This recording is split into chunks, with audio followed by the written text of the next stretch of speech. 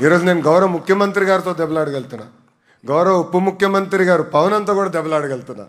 అన్న ఇది నా నియోజకవర్గం, నాకు ఇంత మెజారిటీ ఇచ్చారు, మీరు చేయాల్సిందే అని దెబ్బలాడి పనులు చేయించుకోగలుగుతున్నా.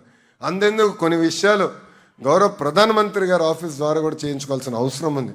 ఆల్రెడీ నోట్లు పంపించి, ఎందుకంటే ఇంత మెజారిటీతో గెలిచాను, మీరు ఆశీర్వదించాలి, దీవించాలి, పనులు చేయాలని వాళ్ళని కూడా నేను కోరటం జరుగుతుంది.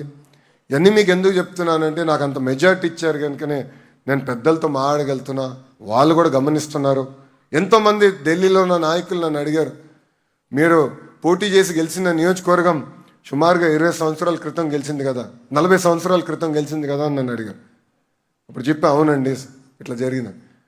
అందుకే వాళ్ళు కూడా కేంద్ర మంత్రులు కూడా అద్భుతంగా స్పందించి మనం అడిగిన అన్ని కోరికలు, మనం కోరిన అన్ని కోరికలు ఈరోజు వాళ్ళు తీర్చడం జరుగుతుంది. చేసుకుంటూ వెళ్తా, కానీ మీ ఆశీస్సులు ఎప్పుడు ఉండాలి. ఇలాంటి కార్యక్రమాలు ఎప్పుడు కలిసికట్టుగా చేసుకుందాం, ఒక మోడల్గా తయారు చేయాలి మంగళగిరి నియోజకవర్గం అనేది నా లక్ష్యం. ఆనాడు మీ అందరికి ఒకే మాట ఇచ్చా, ఆంధ్ర రాష్ట్రం మొత్తం మంగళగిరి వైపు చూసే విధంగా నేను మంగళగిరి నియోజకవర్గాన్ని అభివృద్ధి చేస్తానని చెప్పా. ఒక నిడమర స్కూల్ వల్లనే ఈరోజు రాష్ట్రం మొత్తం మన వైపు చూస్తుంది.